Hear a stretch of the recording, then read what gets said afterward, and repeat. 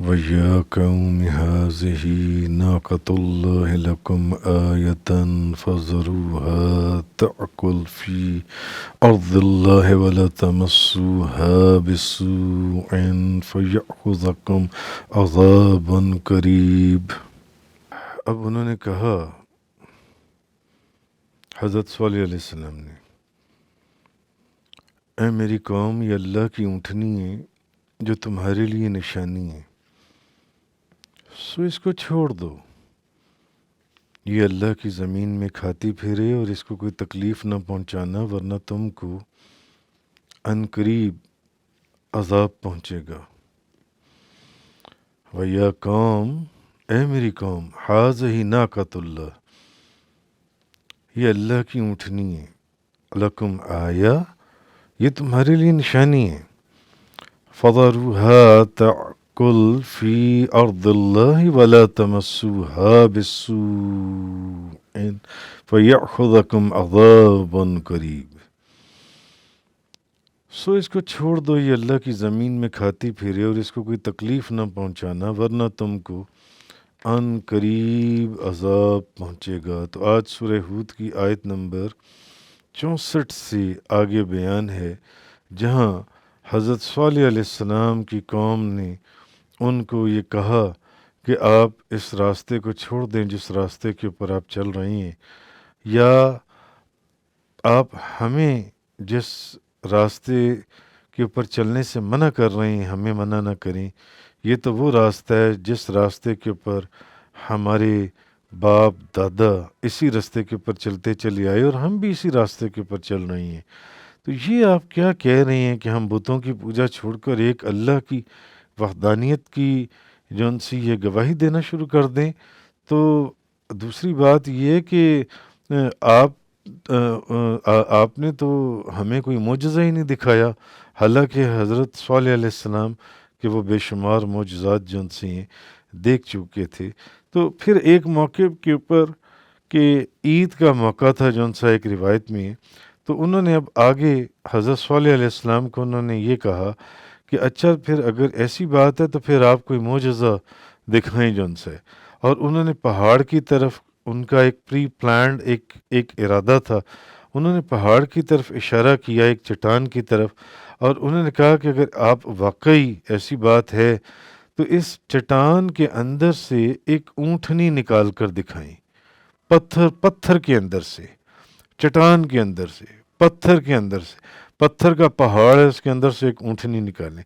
تو حضرت صالح علیہ السلام نے اللہ تعالیٰ سے دعا کی، تو ان کی فرمائش کے مطابق اس چٹان سے اونٹنی نکل آئی جن سے اللہ تعالیٰ نے اونٹنی ایک نکال دی۔ تو کہنے کا مقصد یہ ہے کہ اونٹنی کا حضرت صالح علیہ السلام کی نبوت کے اوپر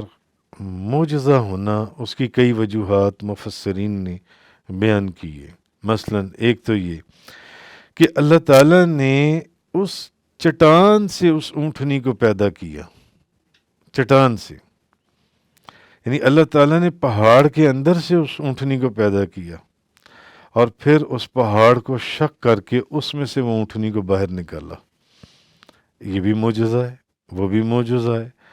تو پھر اللہ تعالیٰ نے بغیر کسی نر کے اس اونٹنی کو حاملہ بنایا، بغیر کسی نر کے اللہ تعالیٰ نے اس کو حاملہ بنایا۔ پھر اللہ تعالیٰ نے بغیر ولادت کے مکمل جسامت اور شکل اور صورت کے ساتھ ایک اونٹنی کو پیدا کیا، یہ بھی ایک معجزہ ہے۔ پھر یہ کہ وہ ایک دن وہ اونٹنی کنویں سے پانی پیتی تھی اور ایک دن پوری قوم پانی پیتی تھی، تو وہ اونٹنی ایک دن ہی آتی تھی کنویں کے اوپر پانی پینے کے لیے، اور دوسرا دن جو تھا وہ ان کی قوم جون سی ہے وہ سارا پانی پیتی تھی جون سی ہے۔ پھر یہ ہے کہ اس اونٹنی سے وہ لوگ ایک اونٹنی سے اتنا دودھ نکالتے تھے کہ وہ دودھ پوری قوم پیتی تھی۔ تو یہ بھی حضرت صالح علیہ السلام کی یہ جو اونٹنی تھی جس کو اللہ کی نشانی فرمایا گیا کہ ایک اونٹنی سے اتنا دودھ نکلنا کہ وہ ساری قوم کا پینا، یہ بھی ایک معجزہ تھا۔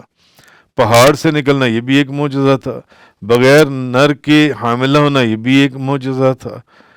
تو پوری جسامت کے ساتھ، شکل صورت کے ساتھ پتھروں میں سے نکلنا، یہ بھی ایک معجزہ تھا جون سے۔ تو بہرحال یہ وہ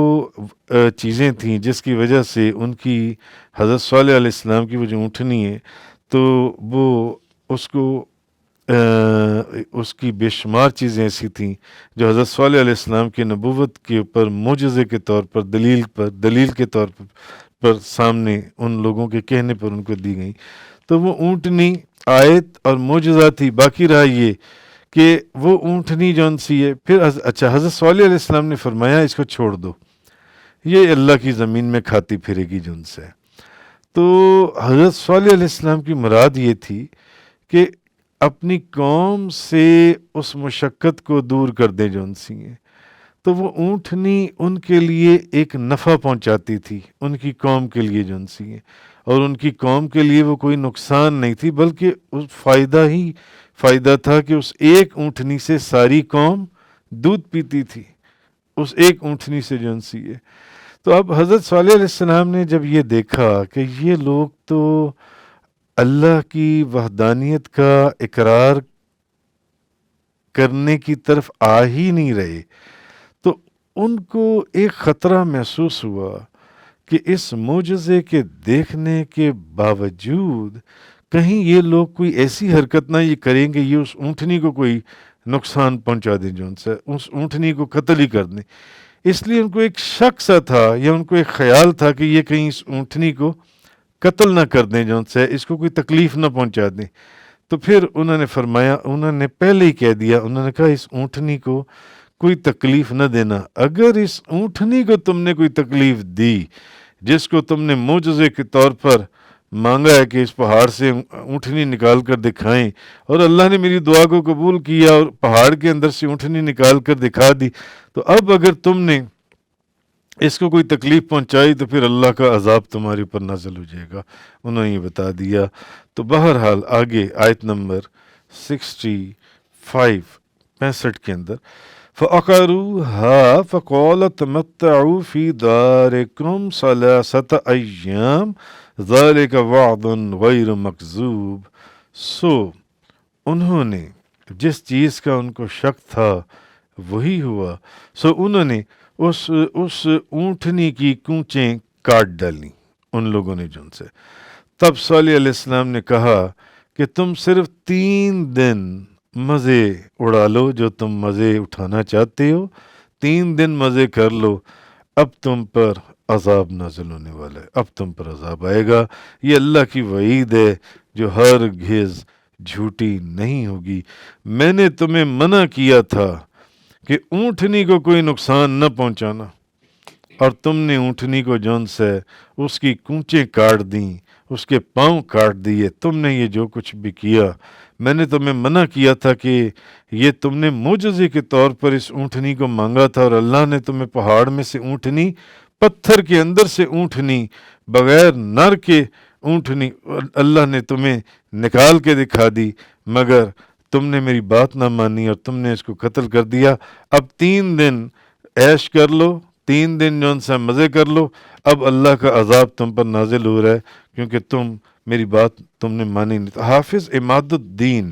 اسماعیل بن عمر بن کثیر وہ فرماتی ہیں کہ اصل میں اب یہ ہوا، سارا معاملہ ہوا کیسے کہ ایک شخص، انہوں نے اپنی تفسیر میں لکھا ہے، انہوں نے لکھا ہے کہ ایک شخص وہ زنا کے نطفے سے پیدا ہوا تھا، ولد الزنا تھا، اور نیلے رنگ کی اس کی آنکھیں تھیں، اور رنگ اس کا سرخ رنگ کا تھا، اور نام اس کا کیدار بن صالح بن جندہ تھا، اور وہ ان لوگوں کا رئیس تھا۔ تو اس نے سب لوگوں سے مشورہ کیا، اس نے کہا کہ یہ جو حضرت صالح علیہ السلام نے، یعنی کہ جو انہوں نے معجزہ دکھایا تھا، اور معجزے کے طور پر اس پتھر کے اندر سے، پہاڑ کے اندر سے انہوں نے وہ اونٹنی نکالی تھی، اس نے اپنی قوم کو کہا کہ ایسا کرو کہ اس اونٹنی کی ٹانگیں کاٹ دو اور اس کو ہلاک کر دو۔ مگر اس نے اپنی قوم سے مل کر یہ مشورہ کیا. اس نے کہا کہ اس کی ٹانگیں کاٹ دو اور اس کو ہلاک کر دو، اس اونٹنی کو. تو گو کہ یہ مشورہ دینے والا یہ بندہ تھا جو ولد الزنا تھا، زنا کے نطفے سے پیدا ہوا تھا، اور آنکھیں اس کی نیلی تھیں. تو وہ حضرت صالح علیہ السلام کو بہرحال جب اس کی خبر ہوئی تو انہوں نے فرمایا کہ جس کا میں نے پہلے ذکر کیا، انہوں نے کہا کہ میں نے تمہیں منع کیا تھا کہ اس اونٹنی کو کوئی تکلیف نہ دینا، ورنہ اللہ کا عذاب تم پر نازل ہو جائے گا. تو جس چیز کا مجھے خوف تھا تم نے وہی کیا. اب 3 دن مزے کر لو جو تم نے مزے کرنے، 3 دن کے بعد تم پر اللہ کا عذاب نازل ہو جائے گا اور تمہیں تباہ و برباد اور نیست و نابود ختم کر دیا جائے گا. پھر چمک اور کڑک کا عذاب آیا، اور راتوں رات اس کڑک نے، اس آواز نے، اس چمک نے ان سب کو تباہ کر دیا. مگر پیچھے آپ حضرت صالح علیہ السلام کے واقعات کے اندر پڑھ آئی ہیں کہ جب انہوں نے ان کو عذاب کی خبر سنائی تو ان لوگوں نے حضرت صالح علیہ السلام کو بھی قتل کرنے کی سازش کی تھی، مگر وہ لوگ اپنے منصوبے کے مطابق حضرت صالح علیہ السلام کو قتل کر نہیں سکے. اللہ تعالیٰ نے راستے میں ہی جس گروپ نے ان کو قتل کرنے کی سازش کی تھی ان کے اوپر آسمان سے پتھر برسا کر ان سب کو ہلاک کر دیا تھا. اچھا، اب یہ وہ لوگ ہیں جن لوگوں نے ان کے منع کرنے کے باوجود اونٹنی کے پاؤں کاٹ دیے تھے، جس بندے کا نام کیدار بن صالح بن جندہ تھا. اچھا، اب سورۃ القمر کے اندر آیا کہ ایک شخص نے اونٹنی کی کونچیں کاٹ کر اس کو ہلاک کیا تھا. اور سورۃ الاعراف اور سورہ شمس میں آیا کہ قوم سمود نے اس کی کونچیں کاٹی تھیں. یعنی قرآن میں ایک جگہ پر آ رہا ہے کہ ایک بندے نے کونچیں کاٹی تھیں، اور ایک جگہ پر آ رہا ہے کہ اس کی ٹانگیں ایک قوم نے کاٹی تھی، پوری قوم نے، پوری قوم سمود نے کاٹی تھی. تو اس کی وجہ جو مفسرین نے فرمایا، انہوں نے فرمایا کہ اصل میں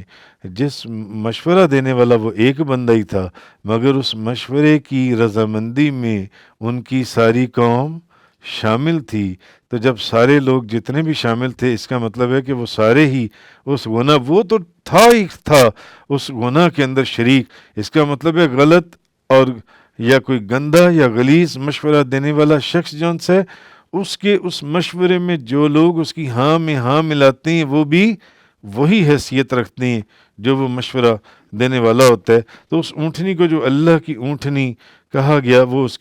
اس اونٹنی کی فقط تعظیم اور تکریم کے لیے، کیونکہ وہ ایک معجزہ تھا حضرت صالح علیہ السلام کا، کہ ان لوگوں نے جب ان کو کہا کہ اس پتھر کے اندر سے اونٹنی نکال کر دکھاؤ تب تمہیں نبی مانیں گے، انہوں نے وہ بھی نکال کر دکھا دی. مگر جس طرح وہ پہلے معجزات کا انکار کر رہے تھے، وہ اس معجزے کی بھی نہ صرف انکار بلکہ انہوں نے بے ادبی اور گستاخی یہ کی کہ جس اونٹنی کو اللہ نے اپنی اونٹنی فرمایا تھا جون سا، تو انہوں نے کیا کیا کہ انہوں نے اس کی ٹانگیں کاٹ دیں. تو اس اونٹنی کو اللہ کی اونٹنی کہ ان کا ایک معجزہ تھا، اونٹنی کی تعظیم اور تکریم کے لیے فرمایا گیا. جیسے کہ کعبے کو بیت اللہ کہا جاتا ہے، اسی طرح ناقۃ اللہ اللہ کی اونٹنی، اللہ کا گھر بیت اللہ، اس طرح یہ فرمایا گیا. تو حضرت جابر بن عبداللہ رضی اللہ تعالی عنہما بیان کرتے ہیں کہ نبی پاک صلی اللہ علیہ وسلم ایک مقام ہے، مقام ہجر، اس کے پاس سے گزرے تو آپ نے فرمایا صحابہ کرام کو، آپ نے فرمایا نشانیوں کا سوال نہ کرنا، کیونکہ حضرت صالح علیہ السلام کی قوم نے بھی نشانیوں کا سوال کیا تھا، اور وہ اس راستے سے آتے تھے اور اس راستے سے لوٹتے تھے، اور انہوں نے اپنے رب کی حکم کی نافرمانی کی، حکم عدولی کی، اور انہوں نے اس اونٹنی کی کونچیں کاٹ دیں. تو حالانکہ وہ جو اونٹنی ہے، ایک دن وہ اس اونٹنی ان کا پانی پیتی تھی، اور ایک دن وہ اس اونٹنی کا دودھ پیتے تھے، اور وہ ایک اونٹنی اتنا دودھ دیتی تھی کہ پوری قوم کے لیے وہ دودھ کافی ہوتا تھا، پوری قوم اس کا دودھ پیتی تھی. اور حضرت صالح علیہ السلام کے منع کرنے کے باوجود انہوں نے اس کی کونچیں کاٹ دیں، اس کی ٹانگیں کاٹ دیں. تو ایک نبی پاک صلی اللہ علیہ وسلم نے فرمایا ایک خوفناک، ہولناک، ہیبت ناک یعنی آواز نے ان کو پکڑ لیا، اور آسمان کے نیچے جتنے بھی لوگ تھے سب کو اللہ نے ہلاک کر دیا، فقط جو انہوں نے اللہ اور اس کے رسول اس کے نبی کی بارگاہ میں بے ادبی اور گستاخی کی تھی۔ نبی پاک صلی اللہ علیہ وسلم فرماتے ہیں ماں سوائے ایک شخص کی باقی سب کے اوپر اللہ کا عذاب نازل ہوا۔ اچھا، اس شخص کے اوپر اللہ کا عذاب اس لیے نہیں نازل ہوا کہ جس وقت وہ اللہ کا عذاب نازل ہو رہا تھا وہ اس وقت حرم کے اندر تھا۔ عرض کیا گیا یا رسول اللہ وہ شخص کون تھا؟ فرمایا ابو رغال، جب وہ حرم سے مگر جب وہ حرم سے باہر آیا تو اللہ کے عذاب نے اس کو پھر پکڑ لیا، اس کے اوپر اللہ کا عذاب نازل ہو گیا۔ تو سنن ابو داؤد شریف کی حدیث پاک ہے، حضرت عبداللہ بن عمر سے روایت ہے کہ جب ہم اللہ کے رسول نبی پاک صلی اللہ علیہ وسلم کے ساتھ ہم ایک دفعہ طائف گئے تو ایک قبر کے پاس سے گزرے تو نبی پاک صلی اللہ علیہ وسلم نے فرمایا یہ ابو رغال کی قبر ہے، کیونکہ جب اللہ کا عذاب نازل ہوا تھا تو یہ اس وقت کہاں تھا؟ حرم میں، تو یہ اس عذاب سے بچ گیا، لیکن جب یہ حرم سے باہر آیا تو اللہ کا عذاب اس پر نازل ہو گیا، تو اس کو اس قبر کے اندر اس کو دفنایا گیا۔ اور اس کی علامت یہ ہے کہ اس کی قبر کے اندر اس کو دفناتے وقت ایک سونے کی شاخ بھی، ایک سونے کی چھڑی ہے وہ بھی دفنائی گئی تھی۔ اگر تم اس کی قبر کو کھودو گے تو تمہیں وہ سونے کی شاخ جون سی ہے وہ مل جائے گی، جون سی ہے تم اس کو حاصل کر لو گے۔ تو نبی پاک صلی اللہ علیہ وسلم نے جب یہ فرمایا، لوگوں نے اس کی قبر کو کھودا تو اندر سونے کی شاخ موجود تھی، انہوں نے اس شاخ کو نکال دیا۔ معلوم ہوا کہ نبی کریم صلی اللہ علیہ وسلم کو اللہ نے غیب کا علم عطا فرمایا تھا کہ کئی 100,000 سال پہلے جو بندہ وہ دفن ہوا تھا اور اس عذاب کے اندر جن سا حضور نے فرما دیا کہ یہ اس قبر کے اندر جن سا ایک اس کے ساتھ سونے کی چھڑی بھی اس زمانے کے اندر دفن کی گئی تھی، اور یہ قبر اس بندے کی ہے۔ اور پھر جب اس قبر کو کھودا، حضور نے فرمایا کھودو گے تو وہ نکلے گی وہ سونے کی چھڑی جون سی ہے، گولڈ کی۔ تو انہوں نے جب وہ قبر کو کھودا تو وہ چھڑی جون سی ہے وہ ویسے نکلی، تو نبی پاک صلی اللہ علیہ وسلم کو اللہ تعالیٰ نے، تو بہرحال یہ آیت نمبر 65 کے اندر اللہ تبارک و تعالیٰ نے فرمایا فَأَكَلُوهَا فَقَالَ تَمَتَّعُوا فِي دَارِكُمْ ثَلَاثَةَ أَيَّامٍ، سو انہوں نے اس اونٹنی کی کونچیں کاٹ ڈالیں۔ تب صلی علیہ السلام نے کہا تم صرف 3 دن مزے اٹھا لو، پھر تم پر عذاب آ جائے گا۔ ذالک وعد غیر مکذوب، یہ اللہ کی وعید ہے جو ہرگز جھوٹی نہیں ہوگی۔ میں تمہیں بتا رہا ہوں اب صرف 3 دن ہے، جو کرنا کر لو۔ آگے فرمایا فَلَمَّا جَاءَ أَمْرُنَا نَجَّيْنَا صَالِحًا وَالَّذِينَ آمَنُوا مَعَهُ بِرَحْمَةٍ مِنَّا وَمِنْ خِزْيِ يَوْمِئِذٍ إِنَّ رَبَّكَ هُوَ الْقَوِيُّ الْعَزِيزُ، آیت نمبر 66۔ آگے فرمایا پس جب ہمارا عذاب آ گیا تو ہم نے صالح کو اور ان کے ساتھ ایمان لانے والوں کو اپنی رحمت سے اس دن کی رسوائی سے نجات دے دی۔ جیسے پیچھے آپ کئی نبیوں کا سن چکی ہیں کہ جنہوں نے ان کی فرما برداری کی تھی ان کو ان نبیوں کے ساتھ اللہ نے نجات عطا فرما دی، اور جو اس اللہ کے نبی کی بات نہیں مانتے تھے ان کے اوپر اللہ نے اپنا عذاب نازل کر دیا۔ تو آیت نمبر 66، پس جب ہمارا عذاب آ گیا تو ہم نے صالح علیہ السلام اور ان کے ساتھ ایمان لانے والوں کو اپنی رحمت سے اس دن کی رسوائی سے نجات دے دی۔ بے شک آپ کا رب ہی زبردست قوت والا اور بہت غلبے والا ہے، بہت زیادہ جنس ہے، غلبے والا ہے۔ تو جن کو عذاب دیا گیا تھا ان کو عبرت کا نشان بنا دیا گیا۔ تو اللہ تعالیٰ نے حضرت صالح علیہ السلام اور جو لوگ ان کے ساتھ ایمان لائے تھے، جنہوں نے ان کی بات مانی،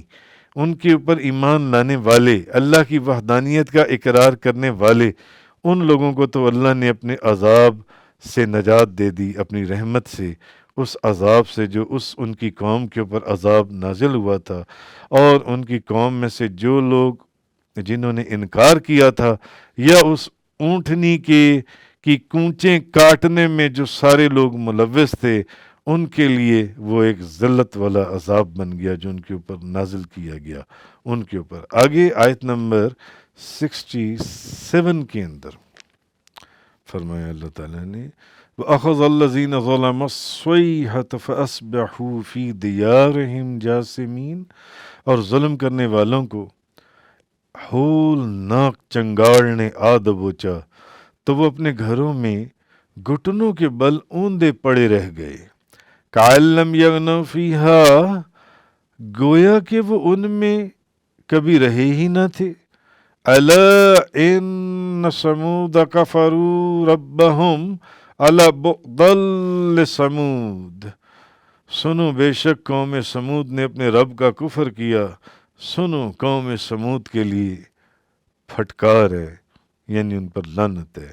قوم سمود کے لیے. تو علامہ قرطبی مالکی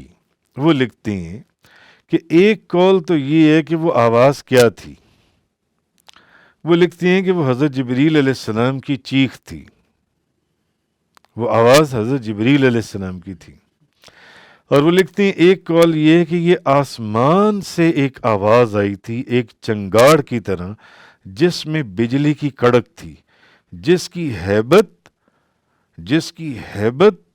اور اتنی ہولناک آواز تھی جس سے ان کی قوم کے دل پھٹ گئے تھے اور وہ مر گئے تھے. مگر ایک قول یہ ہے کہ وہ جبریل علیہ السلام کی آواز تھی. اور بعض تفسیروں میں ہے کہ اب جب حضرت صالح علیہ السلام نے کہا نا کہ 3 دن ہیں تمہارے پاس، تم نے جو کرنا کر لو، 3 دن بعد اب تمہارے پر اللہ کا عذاب نازل ہو رہا ہے، اب تم پر اللہ کا عذاب نازل ہو جائے گا. اچھا، اب جب ان کو عذاب آنے کا یقین ہو گیا تو اب وہ آپس میں ایک دوسرے سے مشورہ کرنے لگے کہ اچھا یہ بتاؤ کہ اگر عذاب آ گیا تو پھر ہم کیا کریں گے، پھر ہمیں کرنا کیا چاہیے. تو اب انہوں نے کیا کیا کہ عذاب سے مقابلہ کرنے کے لیے وہ سمجھے پتہ نہیں شاید لوگ آئیں گے یا کوئی مخلوق آئے گی. انہوں نے کہا کہ اب ان سے مقابلہ کرنا ہے، اس مخلوق سے. انہوں نے کیا کیا کہ انہوں نے اپنی تلواریں تیار کیں، اپنے نیزے تیار کیے، اپنے گروپس کو انہوں نے تیار کیا، اور 12,000 قبیلے تھے اور ہر قبیلے میں 12,000 جنگجو تھے. اور وہ تمام راستوں کے اوپر بیٹھ گئے کہ دیکھتے ہیں کہ وہ جو عذاب، وہ کون سی مخلوق آ رہی ہے کہ جو ہمیں نیست و نابود کر دے گی. تو وہ تلواریں، نیزے اور 12,000 قبیلوں کے ساتھ ہر قبیلے میں 12,000 جنگجو تھے. اب آپ یہ سوچیں کہ اس اونٹنی کا دودھ کتنا ہوگا، جو روایات میں کہ ساری قوم اس اونٹنی کا دودھ پیتی تھی. ساری قوم کے لیے اس اونٹنی کا دودھ کافی ہوتا تھا، جس اونٹنی کو انہوں نے قتل کر دیا اور جس کے پاؤں کو انہوں نے کاٹ دیا. اب وہ راستوں میں بیٹھ گئے کہ آپ جس عذاب سے ہمیں ڈرا رہے ہیں ہم اس کا مقابلہ کریں گے، ہم دیکھیں گے کہ تلواریں لے لیے اور نیزے لے لیے. تو اب اللہ تعالیٰ نے فرشتوں کو حکم دیا اور جو سورج کا موکل تھا اس کو حکم دیا. علامہ قرطبی رحمۃ اللہ علیہ اس کی تفسیر کے اندر لکھتے ہیں کہ سب سے پہلے تو ان کے اوپر گرمی کی جو شدت ہے، سورج کی تپش کی، ان کے اوپر جو ہے نا نازل کر دو، ان کے اوپر وہ ڈال دو. تو سورج کی اتنی گرمی اس سورج کے موکل نے ان کے اوپر، اس فرشتے نے ڈالی کہ اس کی پیاس کی شدت سے ان کی زبانیں تفاسیر کے اندر ہیں کہ لٹک کر سینے تک آ گئیں. سینے تک ان کی زبانیں لٹک کر منہ سے سینے تک آ گئیں، اور ان کے ہاتھ جون سے ہیں وہ جل گئے، ان کے ہاتھ، اور جتنے جانور تھے وہ ان کے مر گئے. اور جو پانی تھا جہاں سے وہ پانی پیتے تھے، یا چشمے تھے یا جو بھی کنویں تھے، جو پانی تھا وہ پانی ایسے تھا جیسے کہ جوش کے ساتھ ابلتا ہے پانی، اور اسی کے اندر ان کے جانور مر گئے، ان کے ہاتھ اور بازو سارے جل گئے، اور ان کی زبانیں ان کے سینے تک منہ سے باہر نکل کر لٹکنے لگیں. پھر اللہ تعالیٰ نے موت کے فرشتے کو حکم دیا کہ اب غروب آفتاب تک ان کی روحیں قبض کر لی جائیں. مگر یہ روایات ہیں، بعض میں کہ وہ چنگاڑ تھی، वो आवाज़ थी जो उनसे। फिर एक गर्जदार चंगाड़ सुनाई दी और सब के सब मुंह के बल गिरकर हलाक हो गए। तो ये अल्लाह पाक ने इस इस रुकू के आखिर के ऊपर ये फरमाया, व अखज़ल्लज़ीन ज़लमुस्सय्हत फ़अस्बहू फ़ी दियारिहिम जासिमीन, और जुल्म करने वालों को होलनाक चंगाड़ ने आ दबोचा, तब वो अपने घरों में घुटनों के बल औंधे पड़े रह गए। काल्लम यगनऊ फीहा, गोया कि वो उनमें कभी रही न थे। अला इन्न समूदा कफरू रब्बहुम, सुनो बेशक कौम समूद ने अपने रब का कुफर किया। सुनो अला बुदल समूद, कौम समूद के लिए फटकार है और लानत है। यानी कि उन्होंने लानत उनके ऊपर इसलिए कि उन्होंने अल्लाह के नबी की बात को नहीं माना। वो उनको रोकते रह गए कि ऊँटनी को नुकसान ना पहुंचाना ये अल्लाह की निशानियों में से है, और वो उनको कहते रह गए कि अल्लाह की वहदानियत के ऊपर ईमान ले आओ, मगर वो अल्लाह की ना तो वहदानियत के ऊपर ईमान लाए, बल्कि उन्होंने अल्लाह के नबी की बारगाह में गुस्ताखी और बेअदबी की इंतहा कर दी। व आखिर दावाना अनिल हम्दुलिल्लाहि रब्बिल आलमीन। तफसीर कुरान का ये लेक्चर इंग्लिश में सुनने के लिए बराह करम डिस्क्रिप्शन में मौजूद लिंक पर क्लिक करें।